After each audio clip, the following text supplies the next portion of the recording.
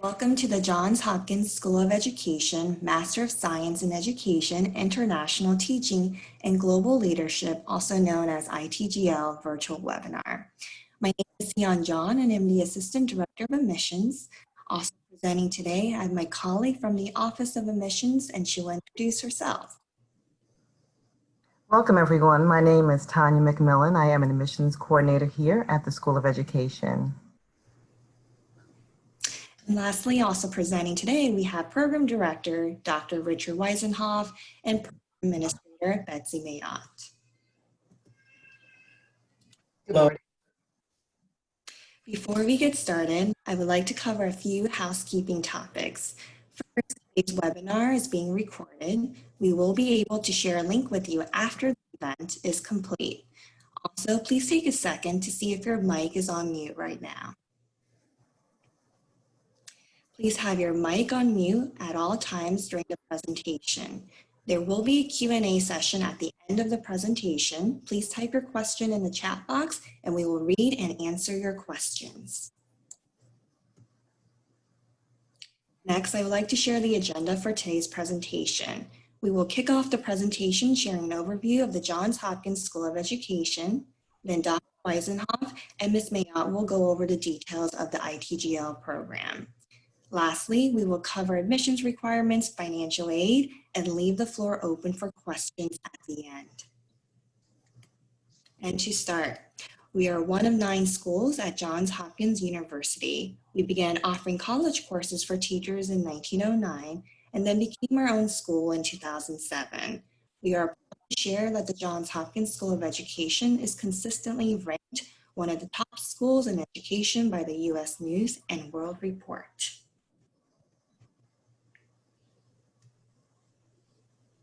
For school enrollment, we have approximately 2,465 students and offer more than 30 graduate programs, which includes doctoral, master's, and graduate certificate programs. We have a strong network of over 22,000 SOE alums. And moving on to faculty introductions. Dr. Weisenhoff is the faculty lead for the ITGL program. He received his Doctor of Education from the University of Maryland, College Park. His research focus is using technology to deliver personalized learning. And lastly, Dr. Weisenhoff's prior experience includes being the Executive Director of Academics for the Baltimore County Public Schools. And moving on to Ms. Betsy Mayotte. Ms. Mayotte is the Program Administrator for the ITGL program.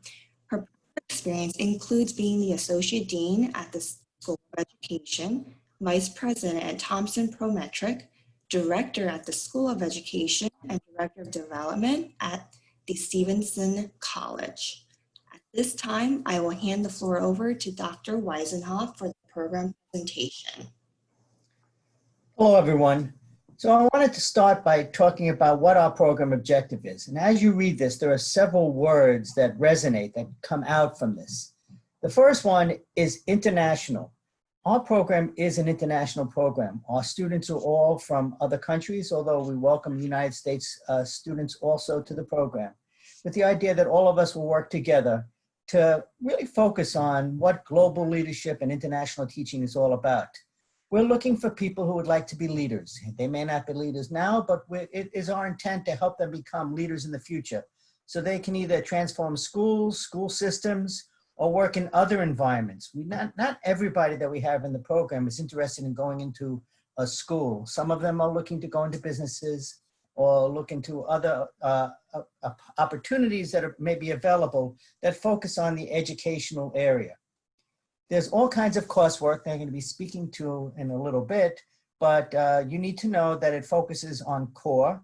Core courses are those that everybody must take, and focus areas, which is we'll talk about focus areas also in a few minutes, but there's a balance of both of those courses together. And what we're trying to do is ensure that all of the students that leave our program have a solid foundation of both theory as well as practice. Next slide. Okay. So why would you come to ITGL at Johns Hopkins? These are some cogent points that I wanted to ensure that you're aware of. The first one, I'm going to start at the top and work my way around the circle. The program is 33 credits in length. You finish it in 1 year, a fall, a spring, and a summer session. And all of our courses are meant to be taught in a face-to-face format, not online, so that you have a better opportunity to work directly with professors in the classroom and outside of the classroom. Again, that whole focus on leadership, we are trying to create leaders in the field, not just those people who work within a field, but we really focus a lot on the whole notion of leadership. In order to help you, we know that you're coming from other countries, and for many of you, it may be the first time that you're in the United States. So we provide cultural transition support, which is different from a lot of other programs that have international students. We want to make sure that you assimilate easily here and that we have a support in place for you so that you feel comfortable as soon as you land in this country. Again, we have a balance of theory and practice. In the classroom, what you'll find for the most part is you're going to get the theoretical body of knowledge that will help support you as you go out and try to become a leader within the field. And to help with that, we provide different practical experiences so that you can see what really is happening in education in the United States. And equally as important, the Johns Hopkins University faculty have a strong balance in both research and in practical experiences. My background is as a K-12 educator, where I've led in different school systems across the country and have worked when I was in College Board in evaluating different school systems. We have professors who are renowned in their field and are considered leaders in different course areas that you'll be studying. Next slide. So who are the program? It's ideal for certain types of students. First of all, we work on the primary and secondary level, so pre-K through grade 12. However, we have many students who are interested in working in college and university settings or in the businesses. And what we really focus on is on global education, not just the education that we offer here in the United States, but education across the entire world. We do have a focus on cognitive learning theory. That is the theories that we explore what research is saying the best way to ensure that all students learn. And that's really what cognitive learning theory is all about. I know I teach a course in technology and the science of learning, and we study many different researchers and what the current researchers is saying about how is the best way to learn. Dr. Hardiman, Mariel Hardiman, teaches a course that everybody must take in Mind, Brain, and Theory, where she focuses on brain research and how it applies to the classroom. And as I've said before, we are a major research institution in the United States, and we really focus quite a bit on what is happening in research and on creating your own research methodology. Just a slight overview, and I'm going to go into a little more detail in a second on the next slide. The program is 33 credits. At the end of the program, you receive a Master of Science in Education. The classes are all offered face-to-face. You'll be in classrooms. The class sizes run anywhere from 10 to 20 students in a class, so that you do have an opportunity to work very closely with professors. All of our classes are offered in Baltimore at the Hopkins University in the School of Education. In the 2020-2021 year, the current year that we're in now, we have 120 students in the cohort. And as I said before, the program is done in 3 semesters, and I'll show you the breakdown in credits in a second. But you do complete the program in 1 academic year, which is quite different than you'll find in many other master's programs in this country. What we do in our program is we know that students are interested in specific areas. So we've identified 4 areas that we think are important for international students to know. You must select one of the focus areas. You can't be in 2 focus areas because of the way the program is structured, but you would select the focus area that you're most interested in. The first one is early childhood. For those students who are interested in working for pre-K up through grades 4 or 5, with our early childhood area. The area that I'm most my background is really in is in digital age teaching and learning, where we take a look at how technology impacts instruction and how technology can be integrated into the instructional process in classrooms. We have an area that is actually our most popular area is creative and innovative education. In this country, that's typically called gifted education. These are where we take a look at different ways that you can be creative in the classroom and develop innovative programs that you may want to try when you get back home. And then our newest area, which we've introduced this year, is Entrepreneur in Education. This program is for intrapreneurs as well as entrepreneurs, those people who may not want to go into the classroom, but who may want to go into a business focus in the education field. We have people who are creating apps. We have students who have created educational programs that they want to offer, their curriculum development areas. So it really runs the gamut, but it's really not focused as much as what happens in the classroom as it is in developing a business that you would then be able to use within the education area.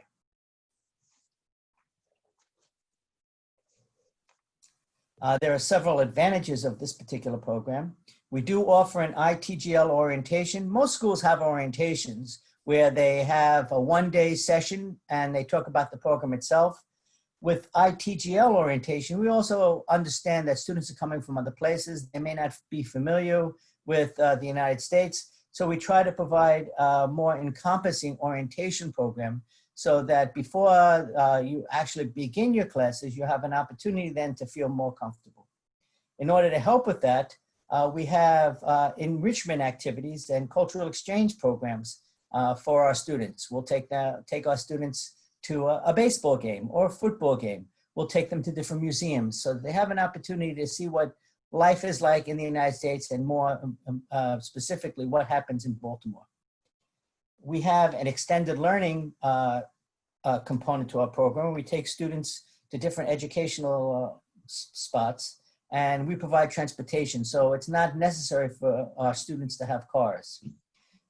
We have through our partner ACEE, and Ms. Mayat will be talking about them in a few minutes.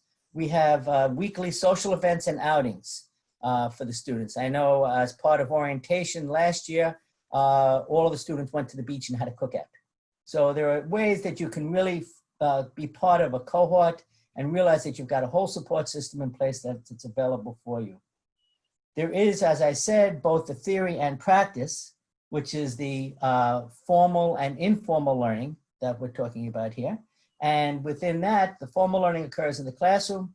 The informal learning is when we have you go to different education sites and have an opportunity to interact with students, with teachers, and with education leaders to talk about what happens in the classroom. But those are much more informal, without assessments, and just an opportunity for you to absorb what's happening. And we also know that not all of our students that are coming here are native English speakers, and that there may be some language difficulties. So there are tutors that are available to you at no charge that'll help you when you first get here or throughout the entire time you're in the program. I really emphasize this with the students in class, especially in the fall when they're writing their first papers. The tutors will help you ensure that your papers are grammatically correct and that you really making the points that you mean to do. So it's a nice feature of the program to have that tutoring services available to you. So you can see that the way we break our program down into the 3 semesters. The first year we tried the program, we realized that we had balanced out the credits across all 3 semesters. And we realized that we were putting too heavy a load on our students when they first got here. So what we do is we break it down into different credits by semester. The first semester in the fall, you'll take 11 credits. The second semester in the spring, you'll have 14 credits, and we add more credits in that semester because we figure by then you'll be more comfortable in this country, you'll understand the way Hopkins works, and you're able to handle the additional 3 credits. And then in the summer, which is a shortened term, we cut back our number of credits that students must take to 8 credits because it is a little bit more intense, because instead of doing the 16 weeks that we do, the program is completed in 8 weeks. At the end of the summer, your degree will be conferred upon you. There are 3 types of courses that you take within the program. The first one are are courses that are required for all students who are getting a Master of Science in Education, and there are 3 courses within that area. The second type are ITGL core courses. Those are courses that no matter what focus area you're in, all the students will be taking it. Remember, I mentioned Dr. Hardiman's class on mind, brain, and teaching. That's one of those classes because we feel it's really important for all students to understand brain research. So we're requiring all of our students to take that. Another course within that is global policy and analysis. That's that time where you'll have an opportunity to explore what's happening around the world in education. So there are 4 courses that you take within the ITGL core. And you'll be mixed in those classes as well as in the first set of courses for the Master of Science in Education with students in all of the focus areas. So you may be in a class with students who are early childhood, digital age teaching and learning, entrepreneur, and creative and innovative all in one class together. So you'll see students outside of your particular focus area. The last type of course is the ITGL focus area course. And those are the specific courses that are part of your particular focus area. So no matter which one of the focus areas you're in, you'll be in those courses only with the students who have the same focus area as you. We've really done a lot of work on our website to ensure that you'll be able to see exactly what the courses are. If you go to that link down below, I would suggest you do that if you haven't already. Go there and you can see in each of the focus areas what the program would look like, what courses you need to take, and there'll be a description there to talk about each of the particular courses.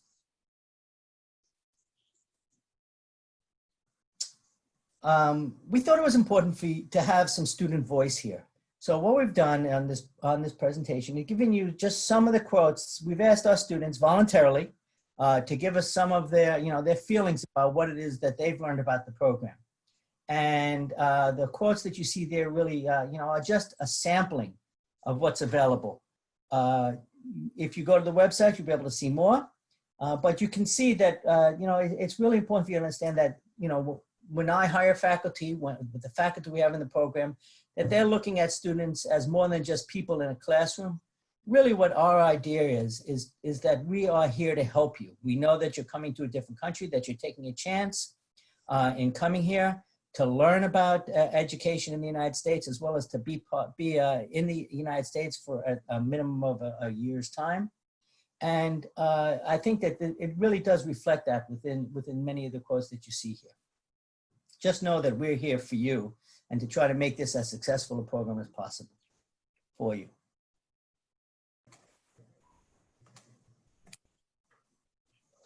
Dr. Weisenhoff. So now we're going to continue by going over the application requirements. Applicants must submit a completed application, which can be found on our website. The application fee is $80. You will need a current resume or CV. Next, an essay must be uploaded. Please visit our website on the admissions webpage to learn more about the essay portion of the application. In addition, you will also need 2 letters of recommendations. And if you're unable to have 1 academic letter of recommendation, we will accept 2 professional letters of recommendations. Next, we need all official transcripts, including institutions who may have taken courses but did not receive a degree. Again, this is from all post-secondary institutions that you have attended. The application process begins with a 15-minute language proficiency screening phase administered by ACEE Global. Applicants who complete the screening phase and meet the admissions criteria will be instructed by ACEE to submit an online application to the ITGL program. Please visit our website to learn more about the language proficiency screening phase. So good morning, this is Ms. Betsy Mayotte speaking to you now, and I want to just say a few words about our application timeline. Our application is open now, And we're excited to be in the recruitment process for our next cohort. So we're very excited that you've joined us this morning to learn more about this. Our application process is, it's a rolling admission period. So we will be evaluating applications as we receive them until all slots for our incoming cohort have been filled. So it is not too early is the message there. We really encourage you to give some thought to whether this program is right for you. And once you make that decision, please go ahead and begin that application process. Our offers will be released. Our admissions committee will be reviewing those applications, and we will release decisions within 30 days of receiving that application. Our deadline for applications, March 31st, 2021.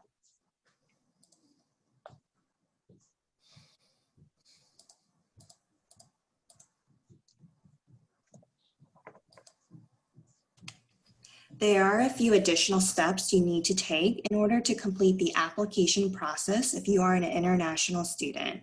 You must have a TOEFL or IELTS score. In addition, applicants who hold qualified degrees or have earned credits from institutions outside the United States must have their academic records evaluated by an accredited independent credential evaluation agency before they can be considered for admission to a degree. And please note that it is the applicant's responsibility to provide the necessary paperwork and payment to an approved evaluation service and to request that an official copy of the report be sent to the Johns Hopkins School of Education Office of Admissions directly from the evaluation agency.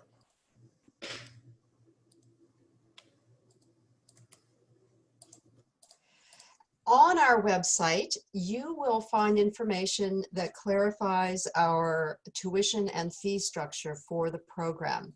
So for the next academic year, as you can see here, the tuition for the 12-month program, the academic year program, is $48,000. All students are also required to purchase insurance coverage that will cover them for the entire year. And we estimate that cost to be $3,000. There is a technology fee and of course the application fees. So for those mandatory expenses, the total would be $52,580. Now, this includes a non-refundable tuition deposit of $3,000. And that is paid at the time you accept an offer of admission, should that be extended to you. And all of this information, again, is on our website. As Dr. Weisenhoff said, we've really worked hard to put information there, including all our policies around the non-refundable deposit and refunds and so forth. Next slide, please. So financial aid and scholarships, this is an important topic for students who are United States citizens. And we do have some US citizens in our program. We've had ever since the beginning of our program. However, it is important to remember financial aid is US federal financial aid, so would not be available for international students. And the same would go for grants and scholarships. We have a wonderful Office of Financial Aid in the School of Education, and we have colleagues who are happy to help our citizens through this process should they have any questions about this.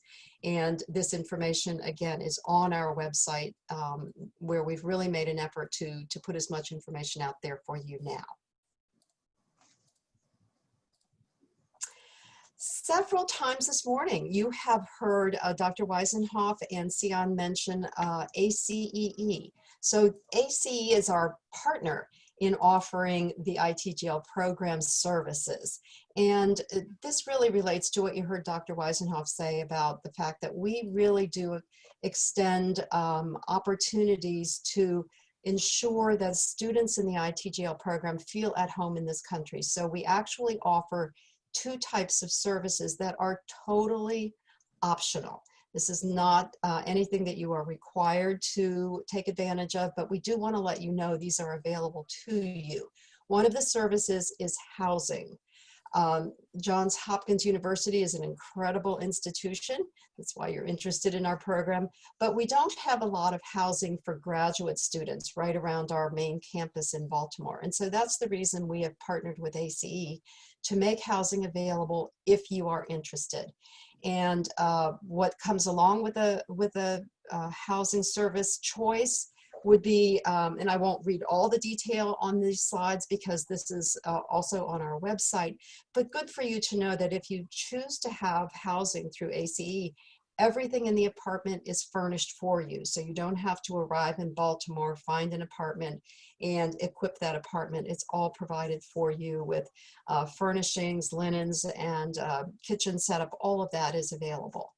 There are utilities included with that. One of the most important, well, all utilities are important, but of course, high-speed internet and gas and electric and all of what you would expect to find. These apartments are within walking distance of the university, including the library. Many of our students spend a good deal of time in our Hopkins library on the main campus. And so walking distance is really important, as well as to the amenities right around the main campus. Again, a long list of amenities, benefits of the apartments are right here. You will have an opportunity to see these details on our website as well. Next, I'll be talking about the other area of services that ACE provides, and this is career services. And so many of our students are interested in the ITGL program, and probably all of our students, because they are looking for what they will be able to do after the degree is earned.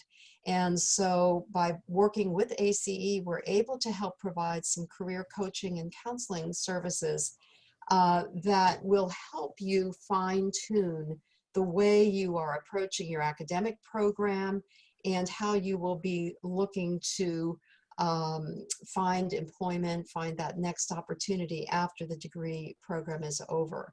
During the course of the year, you'd be working with ACE on an assessment, career assessment. They provide many experiences during the course of the year, roundtables, workshops, networking events, that we collaborate closely with them so that all of these services are complementary to what you do in the ITGL program itself. So we like to think of it as a very seamless experience. So again, these two services that I have just described to you are optional. They are your choice. They are not required, but we like to think of them as a wraparound to the program should you be interested in these. If you have any questions relating to your application, please contact Admissions Coordinator Tanya McMillan. And any program-related questions, please contact Ms. Betsy Miad and Ms. Kara Herman, Academic Program Coordinators for the ITGL program.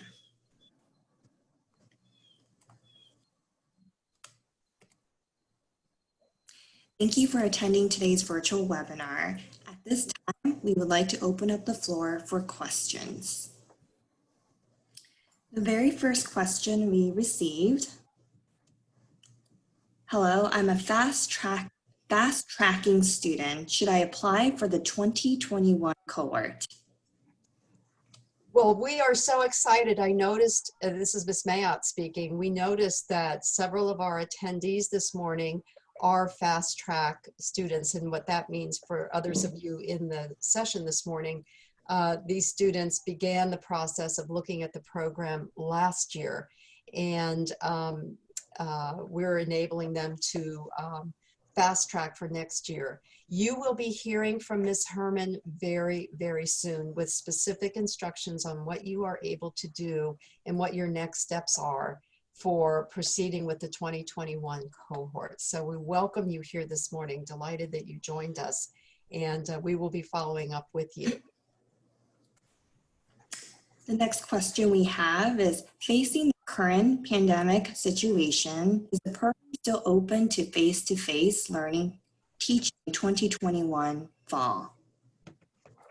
We are still planning. We're assuming that we'll be in much better shape regarding the pandemic for the following year. So our assumption is that we will, at this point, we are going to be face-to-face come the following fall. Of course, if need be, we'll make contingency plans should the situation still be as it is now. Next question we often get is the GRE exam required? And no, the GRE exam is not required for admission to the Masters in ITGL program. And the next question we received in regards to the program is, would I be able to focus on 2 specializations? And the answer is unfortunately no. And the reason is because the focus area classes are offered, there's not that much time in the day, and the classes are offered at the same time, so you need to select one focus area only. I wish we could do it the other way, but unfortunately it's not a possibility given the scheduling concerns we have. Next question we have is, I applied to the program last year but didn't finish the West evaluation due to the pandemic. If I want to continue to apply to the program this year, do I need to start a new application? So yes, you would need to do a new application. The fall 2021 application is open, and you would need to complete the West credential evaluation as well and have that sent to our Office of Admissions as a part of the fall 2021 application. Next question we have, is there an internship or culminating project? If not, what are the aspects of the program that provide the practical experience? This is an excellent question, and I appreciate you asking it. There's 2 parts to this question. I'm going to talk about each part separately. All of our students complete instead of a master's thesis, we use a digital portfolio. And there are tasks that are required each semester within the digital portfolio. At the end of the program, you'll have completed quite a few tasks that are related to specific courses and to developing a leadership philosophy as well as a philosophy about global education. In the last semester, as a culminating experience, all students present their digital portfolio to the faculty for evaluation. And it's an exciting experience for all of our students seem to really appreciate. The digital portfolio then becomes available to you after you leave, and you can use it as you would any portfolio in looking for employment or going on to other graduate programs. As far as internship, we don't have a formal internship. That's where the extended learning comes in. Let me give you an example of what's happened in the past. Last year, for our extended learning, which is the experiences that we're talking about, we assigned students to different classrooms throughout the Baltimore area. And the students spent a minimum of 4 hours every week in the classroom assisting the teacher and teaching students. And it was based upon their specific area of interest. This year, we've expanded it since we now have the entrepreneurial area. And we are going to have an extended learning fair for all of our students on September 29th, where many different businesses and educational organizations will be coming in with opportunities for students to sign up for. Every student must sign up for an extended learning experience each semester. So for example, I was pleasantly surprised to see that the School of Medicine is looking for some digital age teaching and learning students to come in and help them develop an online curriculum. So they're going to be doing some work with that. We've got some businesses who are looking for people to come in and do some data analysis for them and to help in the development of business opportunities. So it really runs the gamut of the type of internship or extended learning experiences that we have, but it is not a formal internship that we're providing. It's something just a little bit different.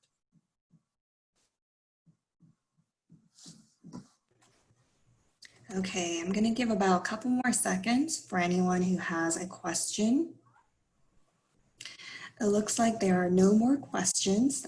Thank you again for your interest in the Johns Hopkins School of Education. We look forward to hearing from you. Thank you, everyone. And thank you, Dr. Weisenhoff and Ms. Betsy Mayotte, for the wonderful presentation.